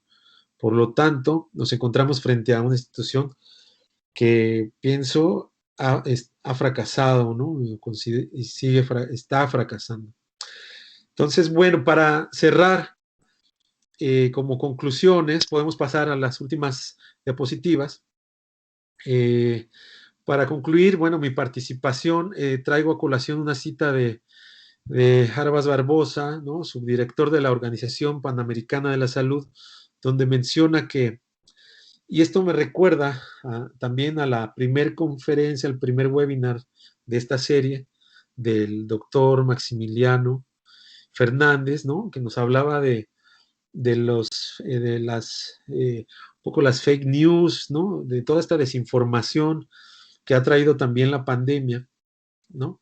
Entonces, bueno, el subdirector de la Organización Panamericana de la Salud menciona que la información oportuna y basada en evidencia es la mejor vacuna contra los rumores y la desinformación en este contexto de pandemia, ¿no? Los cuales eh, los cuales generan en gran parte la ola de incertidumbre que golpea a las sociedades contemporáneas, ¿no? Si bien la vida cotidiana cambia drásticamente, también se abren espacios de reflexión sobre un futuro que no puede pensarse como en continuidad con el pasado. Podríamos pensar en ese sentido el futuro de la esperanza en términos de políticas de la no violencia, ¿no? Por otro lado, la necesidad de compartir y de un apoyo generalizado para hacer frente a la pandemia podría traer consigo el reconocimiento, ¿no?, de la riqueza de la movilización de la sociedad civil. La presencia entonces de los movimientos sociales podría contrastar así con los riesgos que entraña una respuesta autoritaria a esta crisis. ¿Podríamos cambiar de diapositiva, por favor? Me parece que ya estamos a 2 de acabar. Como algunas otras personas que he escuchado en podcast, en programas de televisión, conferencias, en seminarios virtuales como este, por ejemplo, me imaginé que ante esta experiencia compartida de incertidumbre, los seres humanos tendríamos la posibilidad histórica de volvernos más humildes, más adaptables, solidarios, creativos, dispuestos a mirar hacia afuera de nosotros mismos y de nuestras estrechas realidades y certidumbres, ¿no? Ahora, después de un tiempo, ya no estoy tan seguro, pero justamente encontrar visos de esperanza en un contexto como el actual, ¿no?, que nos condujo a un confinamiento social en el que hemos agudizado la mirada, percatándonos de la tremenda fragilidad de la salud, de la economía, de la sociedad y de la vida misma, ¿no?, de la vida cotidiana de las personas, se ha convertido el tema de la esperanza en un tema extremadamente difícil, pero no imposible, ¿no? Siguiendo a Donatella de la Porta, de esta manera pienso que los movimientos sociales pueden explotar los espacios de innovación que se abren en momentos de incertidumbre, ¿no? De la manera más dramática, la crisis demuestra que se necesita un cambio radical que rompa con el pasado y un cambio complejo que vaya de la política a la economía o de la sociedad a la cultura. La esperanza, vista como algún tipo de consuelo frente a la desolación, surgiría de verse confrontados por una parte, ¿no?, de vernos confrontados a situaciones de desesperación por parte de personas y grupos que enfrentan las consecuencias de situaciones desfavorables. La esperanza, es cierto, no siempre, digamos, se vislumbra con iluminación, con la iluminación que uno quisiera, sobre todo cuando las incertidumbres sanitarias se mezclan con incertidumbres económicas, políticas, sociales, preexistentes, volviéndose más crudas y más evidentes, ¿no? Entonces, bueno, las nuevas esperanzas se pueden observar en este sentido en los gestos de solidaridad horizontal entre individuos, como la familia que acogió a Blanca, ¿no? Grupos y comunidades quienes más allá de los vínculos familiares se organizan espontánea y desinteresadamente para ayudarse y cuidarse mutuamente. O también, digamos, en las comunidades científicas que han establecido lazos internacionales de cooperación para, por ejemplo, estudiar el virus, que nos convoca, ¿no?, a estas conferencias y para encontrar tratamientos y vacunas. Entonces, los intentos de luchar por un mundo mejor, la solidaridad, las manifestaciones de cuidado mutuo y de cooperación son claros signos de esperanza, pienso. Y me atrevo a decir que la esperanza también está aquí, ¿no?, en los esfuerzos de quienes organizan y participan en eventos como este, ¿no? La esperanza, pues anima el ejercicio y la reflexión sobre las aportaciones de las ciencias sociales y las claras evidencias de gente que lucha por un mundo mejor, que manifiesta formas de solidaridad y cuidado en medio de la pandemia de la COVID-19 o que teje lazos de cooperación y ayuda mutua. Entonces, bueno, pues sin más, aquí dejaría mi participación. Y pues muchas gracias por la atención y estoy aquí para contestar sus preguntas, sus dudas o comentarios. Muchas gracias.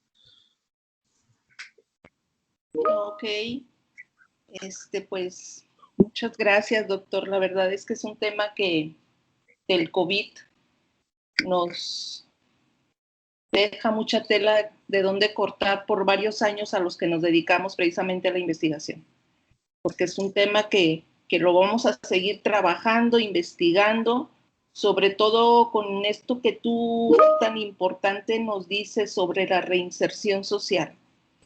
Y que a todos de alguna manera nos va a afectar desde nuestras trincheras el poder irnos integrando a nuestra vida cotidiana. Mira, yo te platico así desde mi experiencia ahora con nuestros alumnos, vemos tanta resistencia a que regresen a clases presenciales, porque está muy lejos, porque gastamos mucho dinero, porque no tengo dónde dejar. ¿Por qué? Porque hay muchas situaciones por las que ellos no quieren volver a clases presenciales.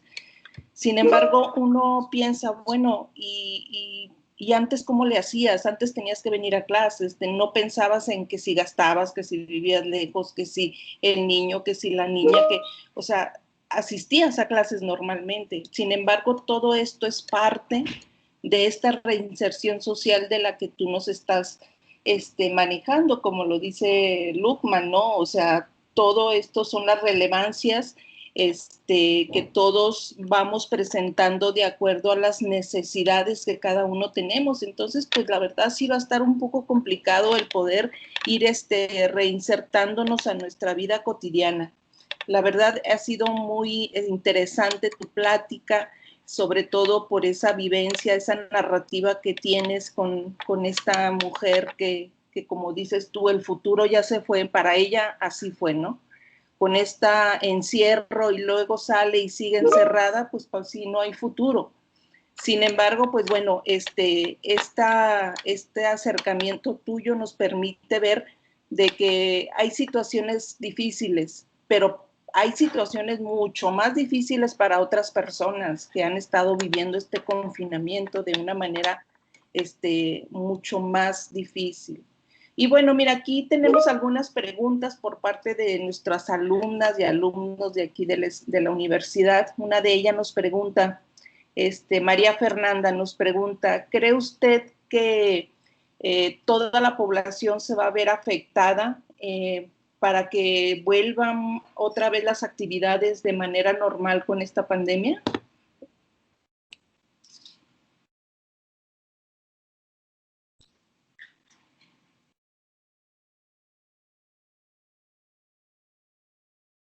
¿Sí, sí me escuchó? Sí, sí, pero podría volverme a repetir la primera parte, no. Dice, ¿cree que afecte a la mayoría de la población para su integración en las actividades que se realizaban como sociedad antes de la pandemia? Pues sí, sin duda, como mencionaba, considero que pues esta crisis, ¿no? De la salud a nivel mundial, a nivel global, ha traído pues ya muchos cambios, muchas modificaciones, afectaciones a la mayoría de la población. Sí, me parece que va a costar trabajo regresar a, a lo que se llamaba la normalidad, ¿no? Eh, pero sin duda, como mencionaba, pues algunos más que otros, ¿no? Algunos más que otros se les va a complicar, sobre todo a todos estos grupos vulnerables de los que he mencionado, ¿no? Pero, pues sí, la población en general, eh, la misma relación, convivencia con nuestras familias, ¿no? No ha sido la misma. De cosas como hace un momento mencionaba, que son parte de la vida cotidiana y que pueden parecer tan banales como es un festejo de un cumpleaños o demás, pues todo ha sido ya, todo ha tenido ciertos cambios, ciertas modificaciones. Entonces, ha afectado esta pandemia a la mayoría de la población, sin embargo, algunos de maneras mucho más dramáticas que a otros, ¿no? Ujú. Claro. Tenemos aquí otra pregunta de una de nuestras alumnas y dice, ¿cómo los lazos sociales, que bueno, ya un poquito nos has hablado de eso, se han afectado o dañado ante este tipo de pandemia y fenómenos sociales? Pues los lazos sociales, pues se han visto afectados en la interacción, ¿no? Eh, Sin embargo, como mencionaba también ahorita al final, eh, también ha habido ciertos, pues dejos de organización, de colaboración. eh, entonces, por ejemplo, estos lazos que estamos estableciendo entre universidades, entre colegas, entre grupos, bueno, pues como mencionábamos también al inicio, ¿no? Antes de iniciar de manera informal, eh, cómo también ha favorecido la pandemia el tener el contacto virtual, pero poder llegar a más personas, ¿no? Comunicar esta información. Eh, entonces, bueno, el lazo social se ha visto afectado definitivamente.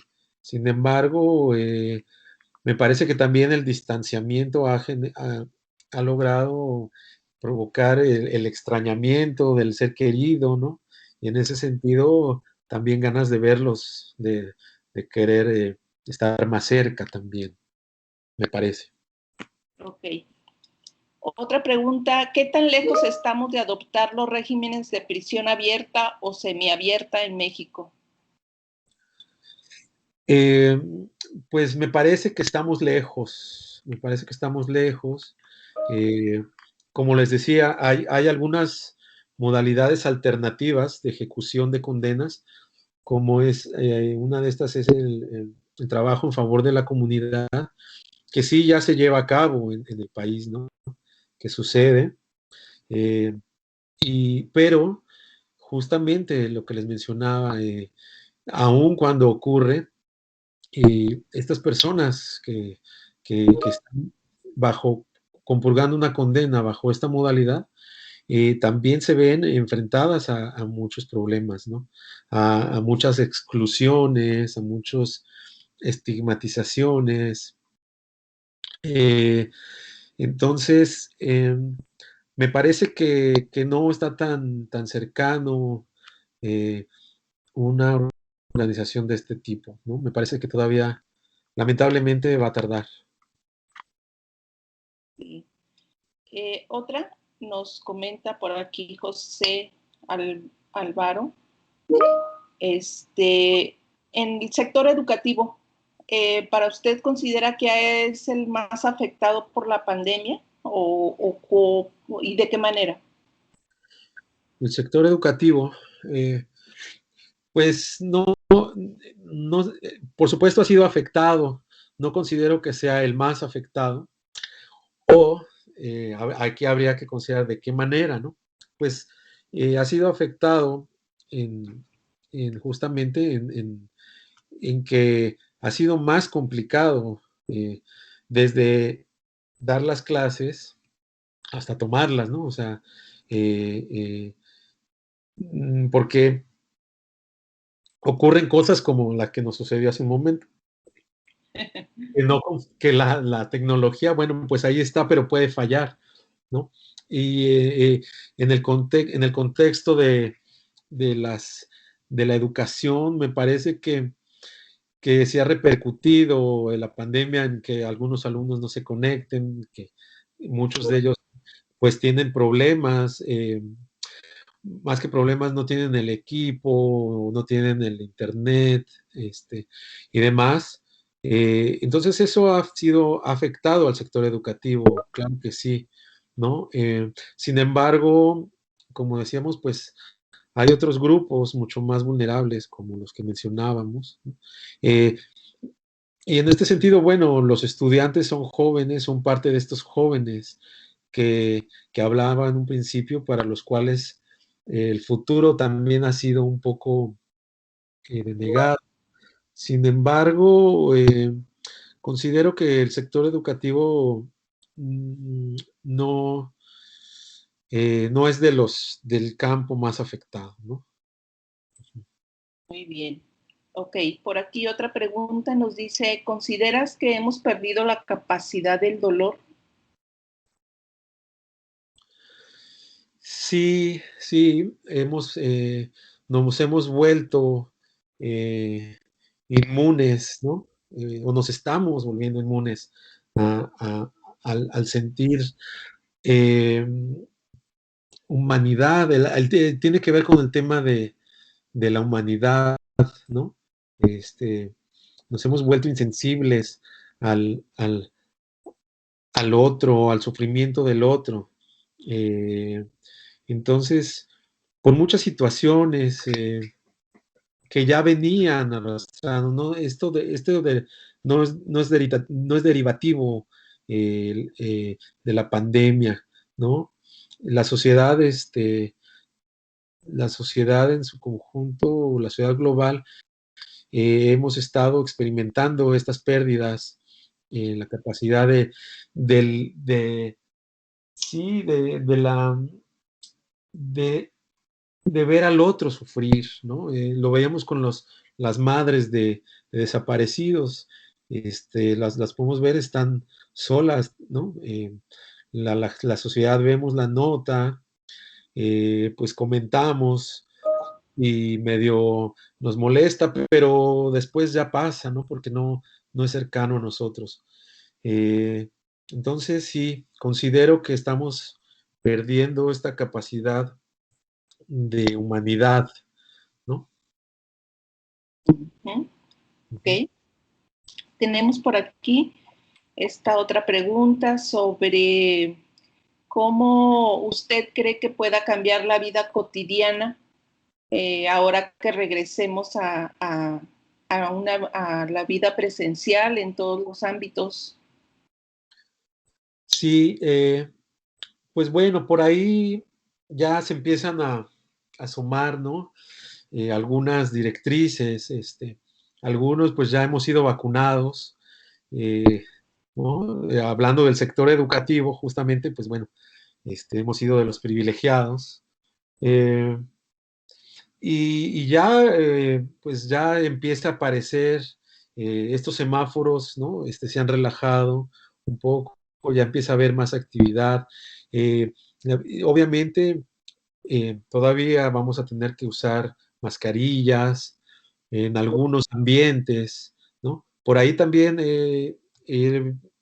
me han llegado oficios o avisos, ¿no? De la Secretaría de Seguridad, perdón, de Salud Pública, de que, bueno, las personas vacunadas, después de 2 semanas ya conviviendo con otras personas vacunadas, vamos a poder ya estar sin mascarilla, vamos a poder ya entrar en contacto físico, en ciertos ámbitos, ¿no? Sin embargo, todavía hay espacios, ¿no? Donde hay de mucha concentración, pues ahí definitivamente la vida cotidiana sí va a cambiar, ¿no? Ya cambió y tal vez ya no vuelva a ser la misma que experimentamos del 2019 hacia atrás, ¿no? Sí. ¿Nos vamos a recuperar, doctor, en un 100% o cree usted que esto va a cambiar nuestra vida cotidiana de aquí para el futuro? Pues yo creo que sí, ya afectó la vida cotidiana y para cosas también buenas en algunos sentidos, como el tema de la salud. Eh, ayer platicaba con una amiga de cómo antes podríamos ir comprar unas papas, ¿no? Unas papitas, ponerles chile y como estudiantes subirnos en el transporte público, en el metro, e ir comiendo y agarrándonos del tubo, ¿no? Y esas cosas, o sea, hoy en día ya es así como o sea, ¿a poco hacíamos eso, no? Entonces, la vida cotidiana ya cambió, ya se ha visto afectada para algunas cosas para bien, otras cosas pues para mal, ¿no? Como lo que acabo de relatar, para muchos grupos, todos estos grupos vulnerables, ¿no? La gente en situación de calle. Bueno, también, ahorita hablando del dolor, bueno, son comunidades que están allí, ¿no? Y que, que los gobiernos, pues, digamos, no hay políticas, este, que trabajen en una mejor vida para todos estos grupos.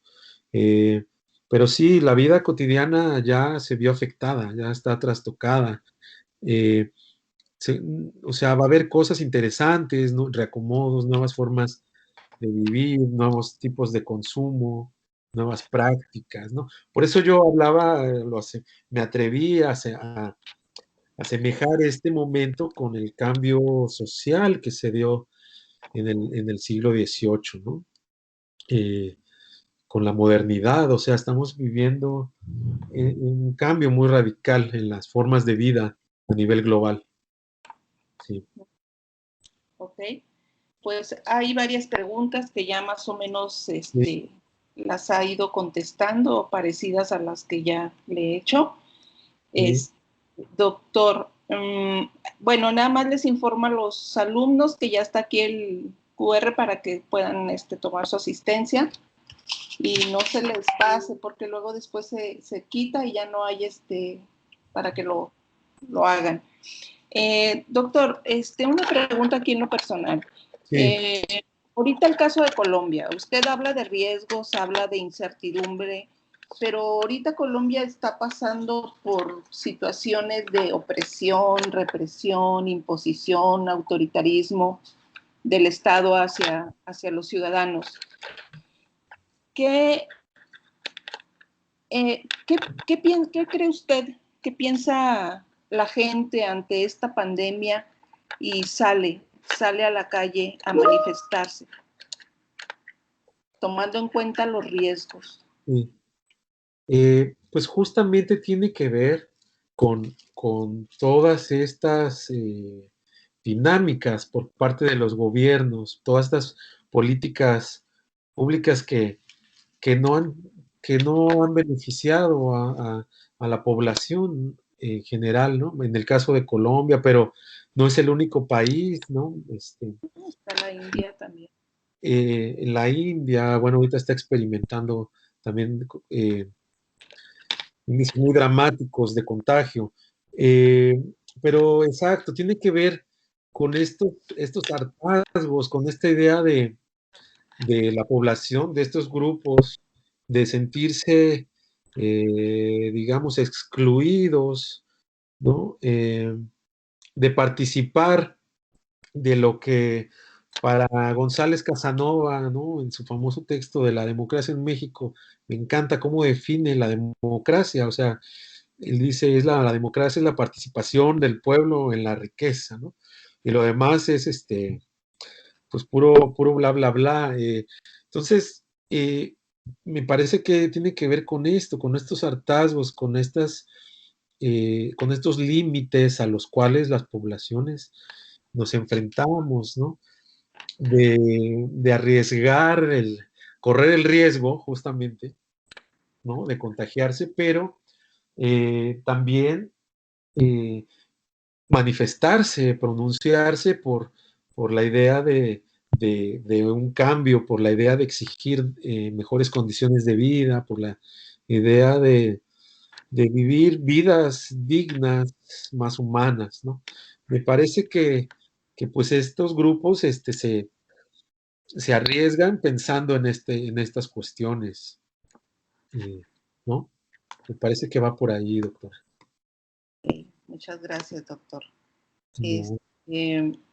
Bueno, tenemos, varias preguntas ya las ha contestado, van relacionadas en cuanto a que, pues, si esto va a volver a la normalidad, qué tanto nos vamos a tardar, si vamos a tener que seguirnos cuidando, pues ya usted lo ha mencionado que sí, vamos a tener que seguir resguardándonos y tomando las medidas necesarias, como va a ser ya una conducta de la vida cotidiana. Como usted lo decía, unas papitas ahora te las vas a comer, pero vas a tener que pensar en que tienes que lavarte las manos, en que tienes que echarte tu gel, en que si te puedes contaminar, que si agarras esto, que si agarras aquello. Yo creo que eso ya se va a quedar en la mente de todos y vamos a tener que seguir con esas medidas de prevención. Bueno, pues ya las preguntas hasta aquí se han terminado. No sé, doctor, por ahí le pido a los organizadores que nos muestren el diploma para hacerle llegar al doctor más adelantito, pero sí me gustaría leérselo y sobre todo toda nuestra gratitud y agradecimiento por este tiempo que usted dedica a compartir sus conocimientos y su experiencia. Eso yo creo que no tiene precio y eso lo valoramos y lo saludamos desde acá, desde nuestra ciudad, con un abrazo muy sororo desde Torreón. Pido ahí, por favor, que nos pasen o no sé si se vaya a...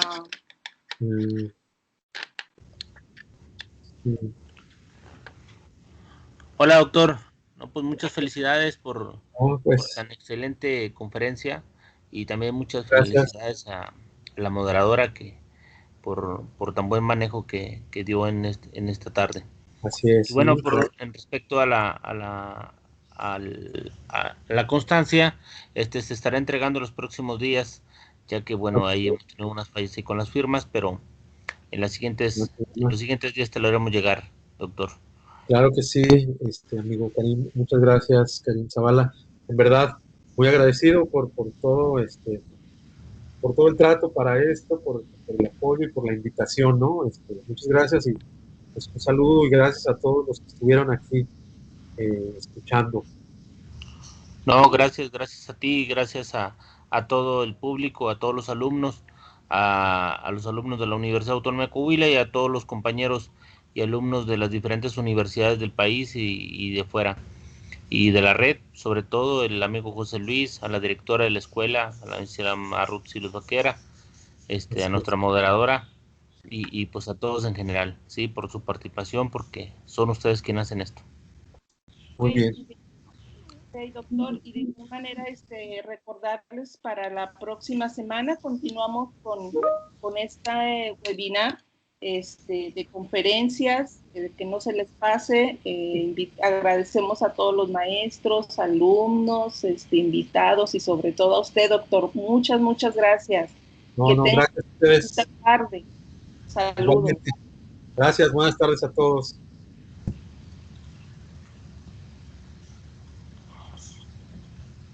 Gracias.